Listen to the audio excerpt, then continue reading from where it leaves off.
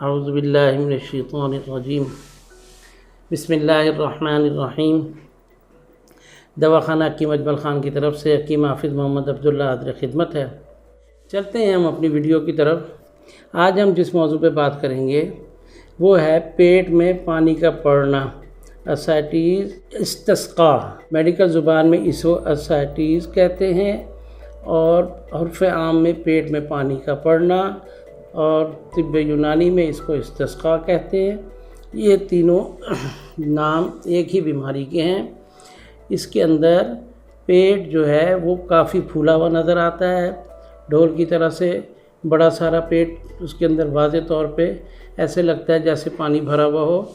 تو یہ تشخیص کے ساتھ پتہ لگتا ہے کہ اس کی کیفیت کیا ہے، اس کے سبب کیا ہے، وجوہات کیا ہیں، اس کے اسباب کیا ہیں۔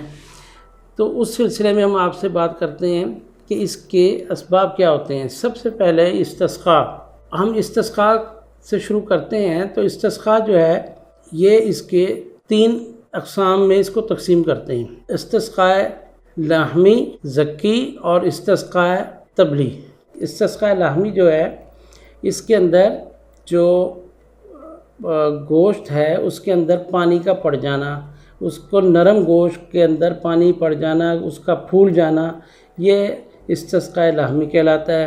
اسی طرح استسقاء زکی ہے، یہ عموماً یرقان کی صورت میں جب صفرا وغیرہ کی جسم میں مقدار زیادہ ہو جاتی ہے اور یرقان مسلسل علاج کے ساتھ ٹھیک نہیں ہوتا اور پرانا ہوتا چلا جاتا ہے، تو اس صورت میں جو عوارضات پیش آتے ہیں تو وہ استسقاء زکی کی صورت میں سامنے آتے ہیں۔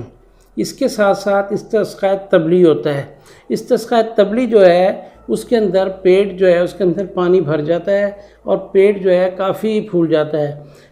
اس کے اندر ایک تو واضح طور پہ نظر آتا ہے، اور دوسرا ڈاکٹر یا حکیم یا معالج جو بھی اس کو تشخیص کرتا ہے وہ انگلی سے ٹھوک کے یا اس کے اوپر ہاتھ رکھ کے اس کو ٹھوکر کے ساتھ اس کے اندر پانی کی موجودگی کا احساس کا پتہ لگاتا ہے، جہاں سے تشخیص ہوتی ہے کہ واقعی اس کے پیٹ میں پانی ہے اور اس کی وجوہات کیا ہے۔ اب ہم نے یہ دیکھنا ہے ہمارے پیٹ کے جو خول ہے، ہمارے وہاں پہ کیا کیا چیزیں ہوتی ہیں۔ جگر ہوتا ہے، گردے ہوتے ہیں، لبلبہ ہوتا ہے۔ یہ چیزیں جو ہے ان کے یہ سب کے سب ایک جھلی کے اندر ہوتی ہیں، اور جب وہ جو جھلی ہے اس کے اندر پانی پڑ جائے تو یہ چیزیں پھولنے لگتی ہیں۔ اور اس کا سب سے بڑا سبب جو ہوتا ہے وہ ہوتا ہے جگر کا کمزور ہو جانا یا جگر کا سکڑ جانا۔ جب جگر سکڑتا ہے، کمزور ہوتا ہے، پھر یہ تمام عوارضات جو پیدا ہوتے ہیں، یعنی پیٹ کا بڑھنا پھولنا، اس کے اندر بہت ساری عروق جو ہیں وہ پوری طرح سے کام نہیں کر رہی ہوتی، وہ کمزور ہو جاتی ہیں، جس سے جسم کے اندر پانی کی بڑھنا شروع ہو جاتا ہے۔ بہت سارے ان لوگوں کی وجہ سے ان لوگوں میں ہوتا ہے جو لوگ کثرت سے شراب پیتے ہیں، سگریٹ پیتے ہیں یا ایسی چیزوں کا استعمال کرتے ہیں جس کے نشہ آور ہوتی ہیں، تو ان لوگوں میں یہ مرض اکثر اور کثرت سے پایا جاتا ہے۔ اس کے علاوہ چند ایک بیماریاں ہیں جس کی وجہ سے بھی یہ پیٹ میں پانی پڑنے کے سبب بنتے ہیں، جیسے پیٹ کی ٹی بی، یہ بھی بنتی ہے وجہ۔ کینسر کا ہونا، پرانا کینسر ہو جانا، کینسر کا علاج کرتے ہوئے اس کی وجہ سے بھی پیٹ میں پانی پڑتا ہے، یہ بھی وجوہات ہوتی ہیں۔ بہت ساری ایسی دوائیوں کا استعمال جس کے ریئیکشن کی وجہ سے بھی پیٹ میں پانی پڑتا ہے، اور اس کا سب سے بڑا یہ ہے کہ اس بیماری کی تشخیص کے لیے کبھی بھی آپ اپنے آپ پہ یا ٹوٹکوں پہ انحصار نہ کریں، ہمیشہ معالج کے ساتھ رابطہ رکھیں، اور معالج کے ساتھ جب رابطہ ہوگا تو وہ پوری طرح تشخیص ہوگی، تاکہ دوائی کس سٹیج پہ کس نوعیت کی دینی ہے وہ معالج آپ تشخیص کرے گا۔ اس کے اندر یہ دیکھا جائے گا کہ آیا یہ جگر کے سکڑنے سے ہے، ٹی بی کی وجہ سے ہے، یا پھر کسی اور سبب کی وجہ سے یہ آپ کو جو ہے پیٹ میں پانی جو پڑ رہا ہے، تو وہ سبب جو ہے تلاش کیا جا سکے۔ ڈاکٹرز وغیرہ اس کے اندر اپنے ٹیسٹ وغیرہ لکھتے ہیں، بہت سے یہ کیفیت ہوتی ہے کہ یہ سبب معلوم نہیں ہوتا، تو پھر سرنج سے اس کے پیٹ کا پانی نکال کے اس کا ٹیسٹ کروایا جاتا ہے کہ آیا اس کی وجوہات کیا ہو رہی ہیں، تاکہ علاج کرنا ممکن ہے۔ اس بیماری میں ایسا مشکل نہیں ہے، اللہ کے فضل سے بہت سارے مریض ہیں جس کو اللہ پاک شفا دیتے ہیں، لیکن تشخیص اگر پراپر ہو جائے اور درست طریقے سے تشخیص ہو، معالج کے ساتھ مریض جو ہے وہ رابطے میں رہے اور تعاون کرے اپنے مرض کو ختم کرنے کے لیے، پوری طرح سے اس کے ساتھ مشاورت میں رہے، تو مرض کے اوپر بھی جلد قابو پایا جا سکتا ہے اور مریض جلدی صحت یاب کی طرف چلا جاتا ہے۔ یہ تو تھے جو اسباب اس کے تھے۔ احتیاطی تدابیر ہمیں اس میں کیا کرنی ہے؟ سب سے پہلے اس میں آپ نے پانی کم پینا ہے۔ جو آپ کا معالج 3 گلاس 4 گلاس تک آپ کو بتایا، صرف اسی کا استعمال کرنا ہے، اور وہ ایسی ادویات آپ کو دیں گے جس سے پیشاب کھل کے آنا شروع ہوگا، اور جو پیشاب آتا جائے گا وہ آہستہ آہستہ آہستہ آہستہ آپ کے پیٹ کا جو حجم ہے وہ کم ہونا شروع ہو جائے گا، اور باقی جو عروق ہیں وہ آہستہ آہستہ کام کریں گی۔ کچھ جگر کے افعال بھی اچھے ہونے شروع ہو جائیں گے۔ جو جگر کی کیفیت تھی سکڑنے کی، اس کے اندر بھی بہتری آنی شروع ہو جائے گی، انشاءاللہ وہ صحت کی طرف آپ چل پڑیں گے۔ جو پیشاب آتا جائے گا، پانی کی مقدار کم ہوگی، آپ کے تمام اعضاء اپنی اپنی جگہ پہ روٹین میں کام کرنا شروع کر دیں گے۔ ایک تو یہ، اور دوسرا اس کے اندر آپ نے انتہائی نرم غذا کا استعمال کرنا ہے، یعنی آپ نے اس میں کریلا یا اس طرح کی تیز چیزوں کا استعمال بالکل نہیں کرنا۔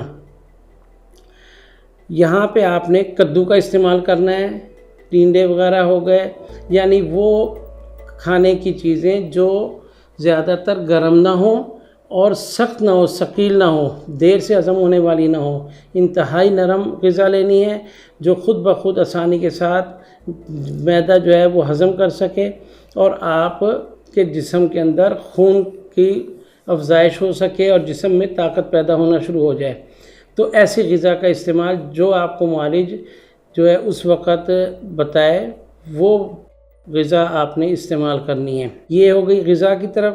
اب اس کے اندر ہم کچھ دوائیں، کچھ چیزیں ایسی ہیں جو گھر سے بھی آپ استعمال کر سکتے ہیں، جیسے آپ مکو، کاسنی اور سونف، اس کا پانی بنا لیں۔ ہم وزن لے کے 1 سے 2 گلاس پانی میں بھگو دیں، اور اس کے بعد اس کو پانی کو چھان کے تھوڑا تھوڑا سا، معالج کے مشورے کے بعد آپ نے یہ چیزیں لینی ہیں، خود سے نہیں کرنی۔ لیکن میں بتا اس لیے رہا ہوں تاکہ بہت ساری ایمرجنسی کیسز میں آپ اس طرح کی وہ دوائیوں کا استعمال بھی کر سکتے ہیں جن کا زیادہ نقصان نہیں ہوتا۔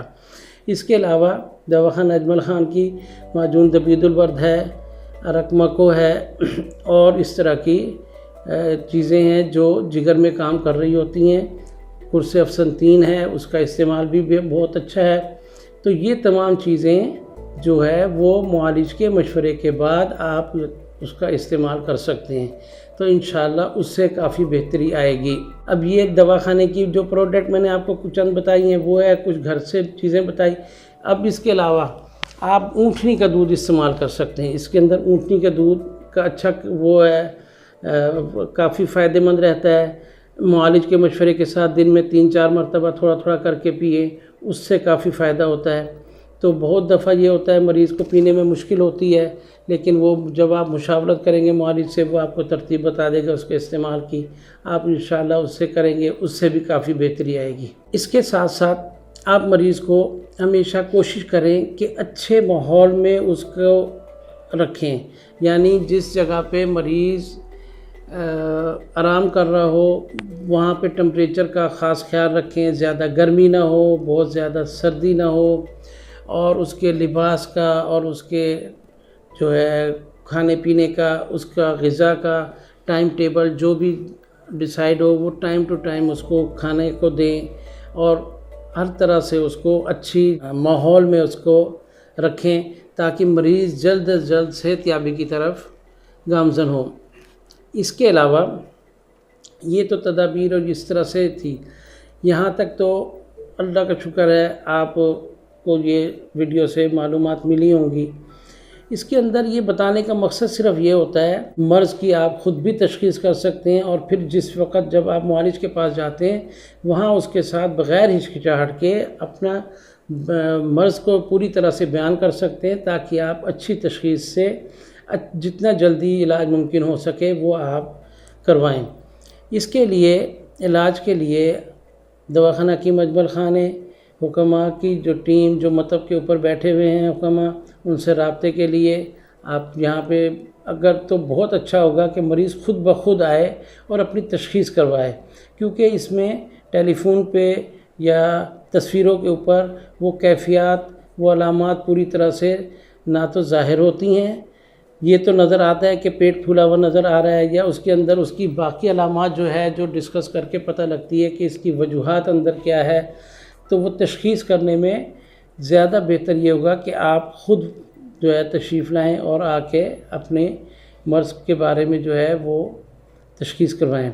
اب اس کے علاج کے لیے جو بھی حکیم صاحبان تجویز کریں وہ آپ ڈائریکٹ لے سکتے ہیں، اور اگر آپ دور ہیں کسی دوسرے شہر میں ہیں تو آپ دوبارہ دوائی کو جب بھی لینی ہو تو آپ آن لائن بھی آرڈر کر سکتے ہیں۔ تو انشاءاللہ اللہ پاک آپ کو صحت دے گا، اور ہماری ویڈیو پسند آئے تو اس کو لائک بھی کریں، شیئر بھی کریں، سبسکرائب کریں، اور بیل آئیکن کا بٹن بھی دبائیں۔ انشاءاللہ پھر ملاقات ہوگی۔ السلام علیکم۔